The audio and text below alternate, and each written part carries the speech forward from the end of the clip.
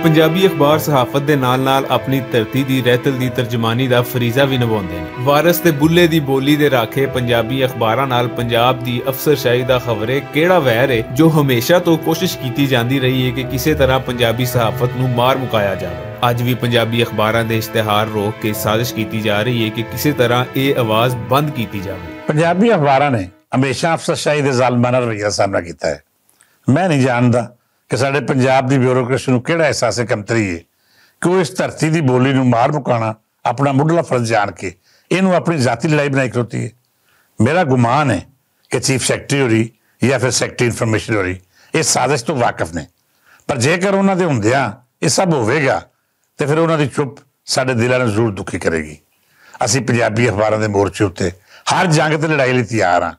जेकर पंजाबी मुखालफ माफिया ये चाहता है कि इस धरती की बोली का कोई नाम लेवा ना हो तो फिर ये उन्होंने वड्डी गलतफहमी है। पंजाबी बोली ना तो इन्हों के मन भी प्यो अंग्रेज तो मुकाई गई तो ना ही वो बाहरले इस बोली में मुका सके जिन्हों के दिल अंदर पंजाब दुश्मन की मुखासमत कदे मट्ठी नहीं पई। सो असी वज़ीर आला पंजाब मोहसिन नकवी होरां तो इहो आखांगे कि तुसी आप साफी हो, पंजाब तुहाडा इश्क है, तुहाडी बादशाही जेकर पंजाबी अखबारों का हक इंज मारिया जाएगा तो फिर धरती ਇਹਦੀ ਰਹਿਤਲ ਤੇ ਸਹਾਫਤ और किसी तो की उम्मीद आएगी। पंजाबी अखबारां दे इश्तिहारां उत्ते रोक लाउणा या फिर पंजाबी सहाफत दे खिलाफ साजिशां रचाउणा ये सिलसिला एक अजय सहाफी दी हुकूमत विच जारी है जेड़ा लाहौर नाल इश्क ते पंजाब नाल अपनी पछाण दसदा है। मैं समझदा हां कि मोहसिन नकवी बारे गुमान करना शायद ज्यादती होवे कि उन्हां दा पंजाबी जबान नाल या पंजाबी रहतल नाल पंजाबी सहाफत नाल या पंजाब दे दिल लाहौर नाल इश्क जड़ा है वो लामहदूद नहीं है। मैं ज़ाती तौर पर समझदा हाँ कि जो मोहसिन नकवी साहब का पंजाब बारे ख्याल है, जो उन्होंने सोच है या लाहौर बारे जिहड़ी मुहब्बत है उन्होंने सहाफत विच भी वो विखाली देंदी है। जितों तक पंजाबी अखबारां दे इश्तिहारां दा मामला है तो गल इश्तिहारां तक महदूद नहीं है। साडी ब्यूरोक्रेसी जिहड़ी है इहदे विच कुछ अजिहे लोग मौजूद ने जिहड़े पंजाब तो नफरत करते हैं, पंजाबी बोली उन्होंने नापसंद है, पंजाबी रहतल का इजहार उन्होंने जड़ा बड़ी तकलीफ दिंदा है। सो ये उही लोग ने जिहड़े कदी ते अलहमरा दे विच पंजाबी प्रोग्रामां उत्ते पाबंदी लाते हैं, पंजाबी अदबी प्रोग्रामां उत्ते पाबंदी ला के समझते हैं कि वो अपने जिस अंग्रेज़ ने उन्होंने तरबियत की थी, क्योंकि यदा भी एक तारीखी हवाला है, एक तारीखी पिछोकड़ है कि अंग्रेज़ नूं अगर मज़ाहमत मिली तो पंजाब चों मिली सी।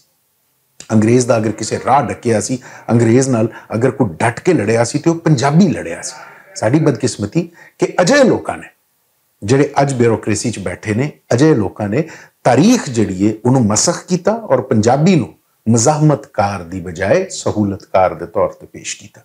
हालांकि ये कतई इंज नहीं है। ये वो लोग हैं जिन्हां दी तरबियत जिन्हां दे DNA दे विच अंग्रेज़ दी वजह तो अंग्रेज़ दी तरबियत पारो पंजाबी बोली, पंजाबी रहतल ते पंजाब दी धरती नाल नफरत मौजूद है। सो साडी ब्यूरोक्रेसी च अज भी वो एहसासे कमतरी दे मारे हुए ज़ेन मौजूद हैं जिन्हां नूं पंजाब नाल नफरत करना सिखाया गया या उन्हां दी बुनियाद दे विच उन्हां दी नींह विच पंजाब नाल मुखासमत मौजूद है। जिथे ये लोग हैं ने उत्थे अजिहे पंजाबी पुत्र भी साढ़े ब्यूरोक्रेट्स है ने, बहुत सारे अजिहे अफसरशाही जिहड़े ने पंजाब दे पुत्र हैं ने जिहड़े अपने सिर उत्ते पंजाब दी पग रख के अपनी इज्जत वधाउणा जिहड़ा अपनी पहचान समझते हैं।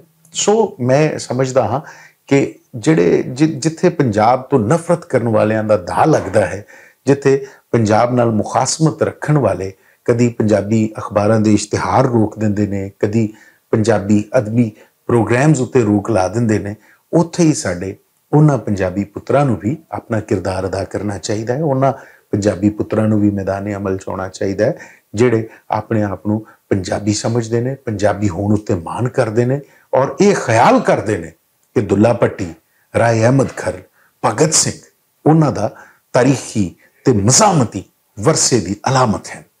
सो पंजाबी अखबारां दे इश्तिहार डक्कन उत्ते पंजाबी तंजीमां नूं, पंजाबी सहाफियां नूं कोई लाया अमल तैयार करना पेगा और मोहसिन नकवी होरां नाल बैठ के गल करनी पेगी, चीफ सैक्रटरी साहब नाल ਜਿਹੜੇ ਮੁਸ਼ੀਰੇ ਇਤਲਾਤ ਹਨ ਉਹਨਾਂ ਨਾਲ ਜਾਂ ਨਿਗਰਾਨ ਵਜ਼ੀਰੇ ਇਤਲਾਤ ਹੈ ਨੇ ਉਹਨਾਂ ਨਾਲ ਬੈਠ ਕੇ ਇਸ ਮਾਮਲੇ ਉੱਤੇ ਇਸ ਮੁੱਦੇ ਉੱਤੇ ਗੱਲ ਕਰਨੀ ਚਾਹੀਦੀ ਹੈ ਤਾਂ ਜੇ ਇਹਨਾਂ ਮਸਲਿਆਂ ਦਾ ਹੱਲ ਕੱਢਿਆ ਜਾ ਸਕੇ। ਬਾਕੀ ਜਿੱਥੋਂ ਤੱਕ ਗੱਲ ਹੈ ਪੰਜਾਬੀ ਨਾਲ ਮੁਖਾਸਮਤ ਰੱਖਣ ਵਾਲਿਆਂ ਦੀ ਔਰ ਪੰਜਾਬੀ ਦਾ ਝੰਡਾ ਚੁੱਕਣ ਵਾਲਿਆਂ ਦੀ ਤੇ ਇਹਨਾਂ ਦੀ ਲੜਾਈ ਰਹੇਗੀ। ਸੋ ਸਭ ਤੋਂ ਪਹਿਲੇ ਇਸ ਮੁੱਦੇ ਉੱਤੇ ਬੈਠ ਕੇ ਗੱਲ ਕਰਨਾ ਬਹੁਤ ਜ਼ਰੂਰੀ ਹੈ। ਪੰਜਾਬੀ ਅਖਬਾਰਾਂ ਦੇ ਇਸ਼ਤਿਹਾਰ ਬੰਦ ਕਰਨਾ ਜਾਂ ਰੋਕ ਲਾਉਣਾ ਸਿੱਧੀ ਪੰਜਾਬ ਦੁਸ਼ਮਣੀ ਹੈ। ਵਜ਼ੀਰ ਆਲਾ ਮੋਹਸਿਨ ਨਕਵੀ ਹੋਰਾਂ ਨੂੰ ਚਾਹੀਦਾ ਹੈ ਕਿ ਇਸ ਮੁਜਰਮਾਨਾ ਰਵੱਈਏ ਦਾ ਨੋਟਿਸ ਲੈਣ ਤੇ ਪੰਜਾਬੀ ਸਹਾਫਤ ਦੇ ਸਾਹ ਮੁਕਾਉਣ ਦੀਆਂ ਸਾਜ਼ਿਸ਼ਾਂ ਕਰਨ ਵਾਲਿਆਂ ਦਾ ਇਹਤਸਾਬ ਕਰਨ।